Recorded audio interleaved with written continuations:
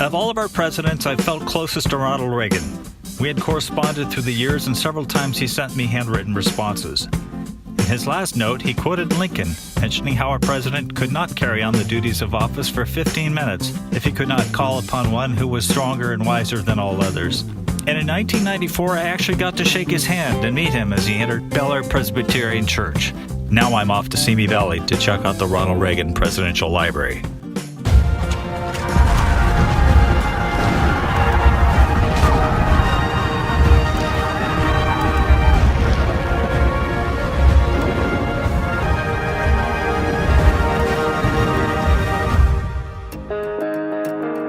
I'm driving up the hill to visit the Ronald Reagan Presidential Library and Museum in Simi Valley, California. I've been here before. In fact, I was here the very day that Ronald Reagan dedicated his library. I've made it to the Ronald Reagan Presidential Library. We're going to see if we can visit the grave site, but also tour the museum. The Ronald Reagan Presidential Library was dedicated in November 1991 and consists of 153,000 square feet of space. It was built at a cost of $60 million, all privately raised.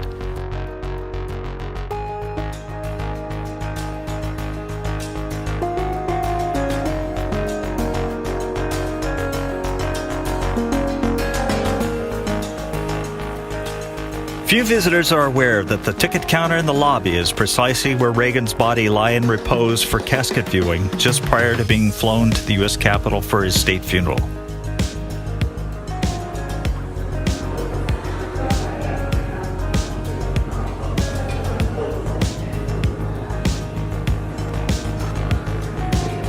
Hello, Mr. Reagan. This is Reagan. That was Ronald Reagan as a young man in Dixon, Illinois. Looks like his grandparents.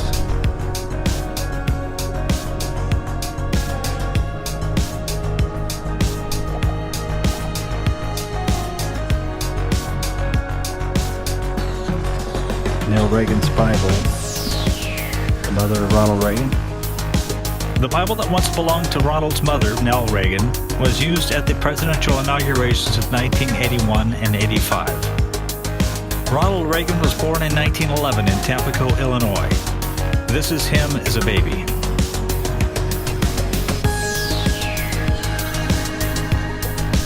Looks like his college jacket from Eureka College.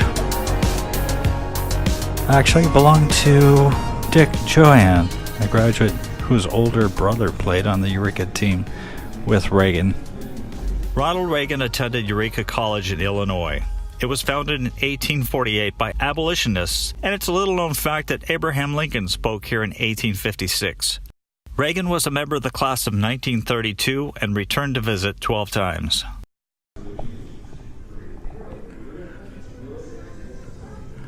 It's a copy of Reagan's first speech.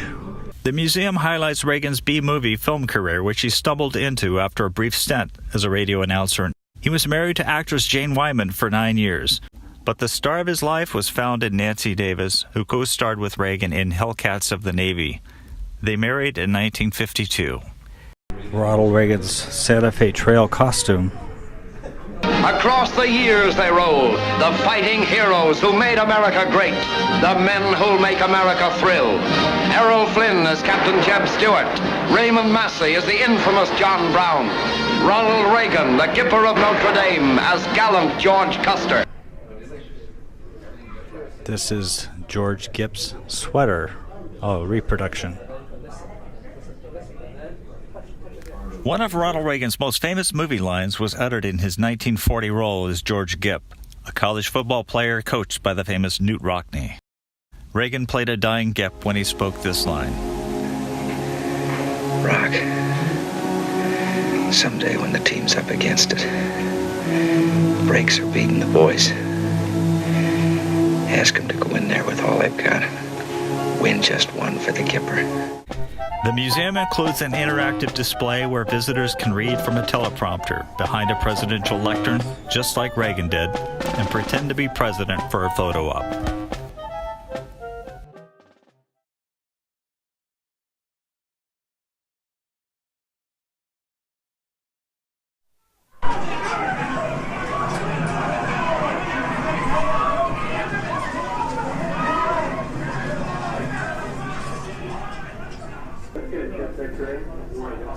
This is the actual suit that he was wearing when he was shot that day in 1981.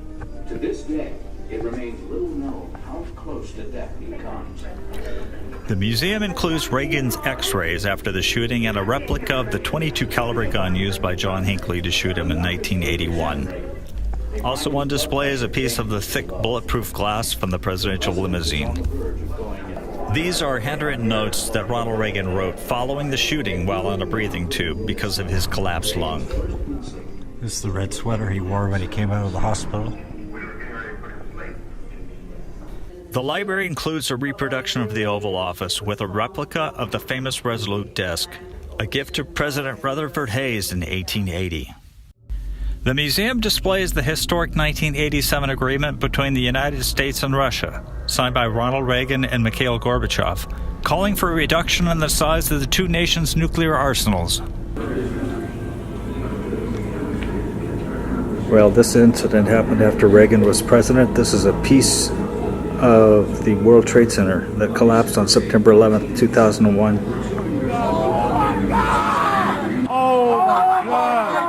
World Trade Center just fell. The whole World Trade Center just fell. Oh my God.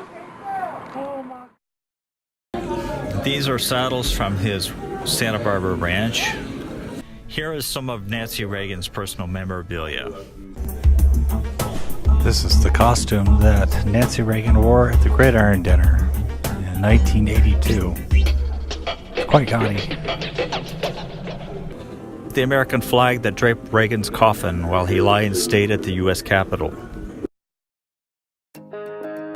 This building behind me was put here just strictly to be housing for Air Force One, and it opened here in 2004, and also inside is Marine One.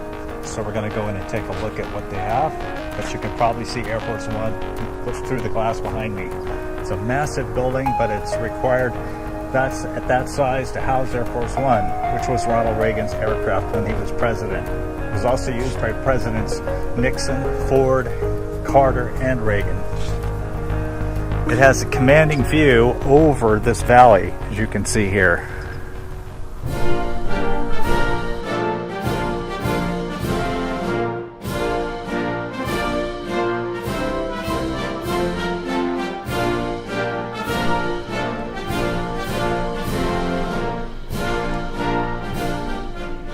Air Force One Pavilion opened in 2005 and has hosted 2 Republican presidential candidate debates on the terrace overlooking Air Force One.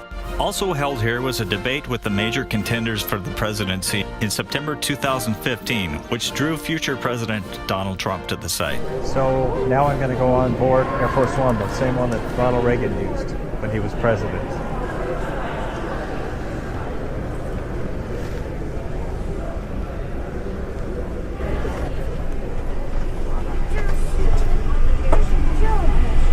Cockpit of Air Force One. Flight deck has one pilot, co-pilot, flight engineer, and navigator. This is the communication center where Air Force One could communicate with the military throughout the world.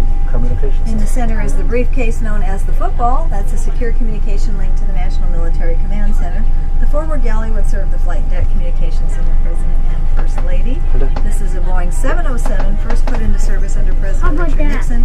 And President Reagan with 661,000 miles.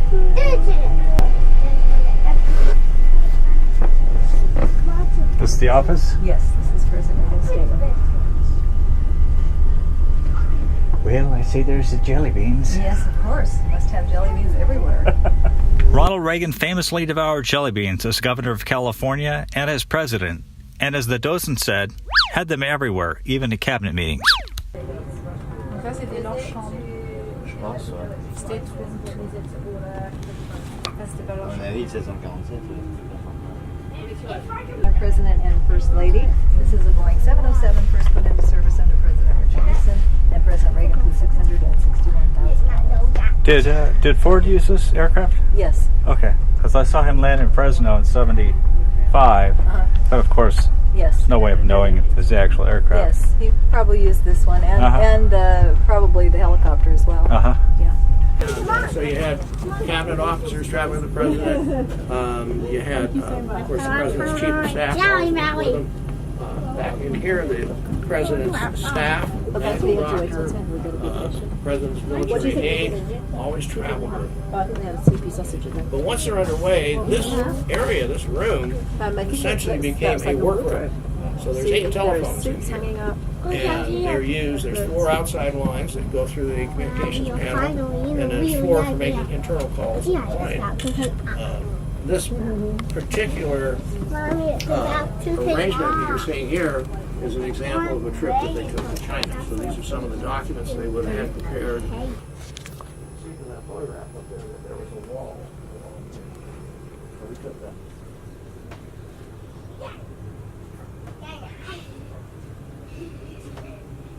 If you're a presidential history nut like I am, then a trip to Simi Valley to see Air Force One is an absolute must. It's just an amazing addition to this library.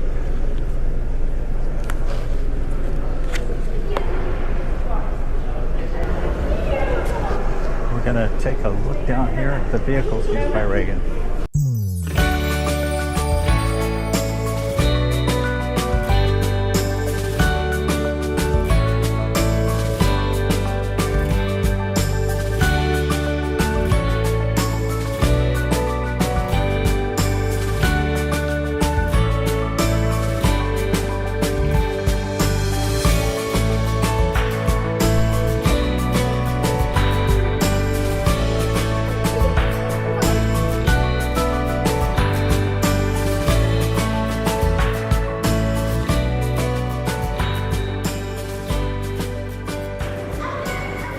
Being a president really has its perks, such as driving that thing behind me. It's an iron tank, basically, that protects the president from bullets and other types of aircraft fire.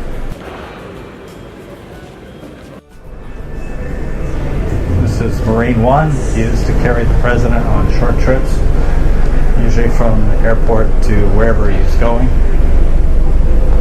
Wherever planes cannot land, this one can land. The engine used for Marine One, it's like a big mother. The helicopter on display was used to fly Lyndon Johnson from Andrews Air Force Base to the White House on that dreadful night of the Kennedy assassination. This Sikorsky VH-3AC King was built in 1962. It was retired in 2002. Originally, the Army was in charge of this helicopter until transferred to the Marines in 1967. LBJ used this helicopter until 1968. It was again used by Gerald Ford between 1974 and 1976.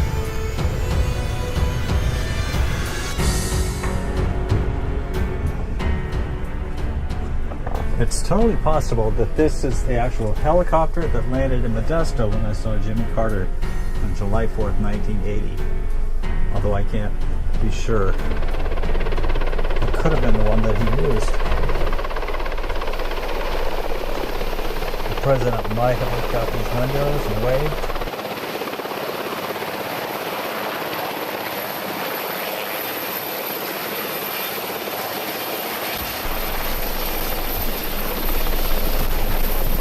The only thing I wish is that we could take an actual flight on it. That's not going to happen, is it? It's inside of a building. Air Force One Pavilion's wall contains a display devoted to the Secret Service protection of our chief executive. There's a display regarding the attack on Harry Truman at the Blair House on November 1st, 1950. 2 Puerto Rican nationals and a White House guard died in a hail of gunfire, but the president was saved. President-elect Franklin Roosevelt was the subject of an assassination attempt during a visit to Florida on February 15, 1933. The assailant fired rounds that would end the life of Chicago Mayor Anton Cermak. Then, of course, was the Kennedy assassination, which was deemed a corporate failure on the part of the U.S. Secret Service. Ronald Reagan himself escaped death when he was shot by John Hinckley in 1981. He would live another 24 years after falling victim to another insidious enemy, that of Alzheimer's.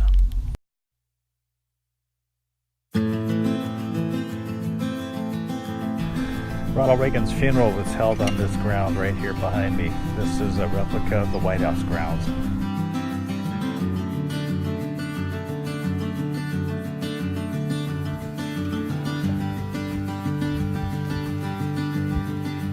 After he was shot and nearly killed early in his presidency, he came to believe that God had spared him in order that he might do good.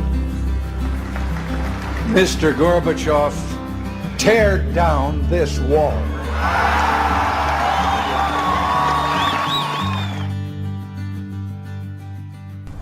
Standing here in front of the Berlin Wall, or a piece of it, makes me want to say this. Mr. Gorbachev, tear down this wall. Right over here, the burial place of our 40th president, Ronald Reagan. Tomorrow all the things were gone, you'd work for all your life, and you had to start again with just your children and your wife. You'd thank your lucky stars to be living here today, 'cause the flag still stands for freedom, and they can't take that away. And I'm proud to be an American, where at least I know I'm free.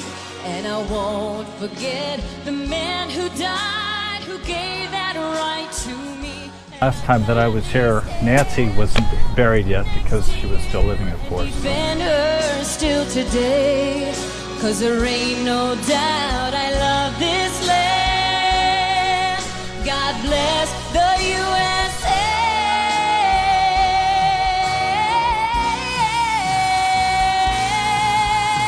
And I'm proud to be an American, where at least I know I'm free. And I won't forget the man who died, who gave that right to me. And I gladly stand up next to you and defend her still today, 'cause there ain't no doubt I love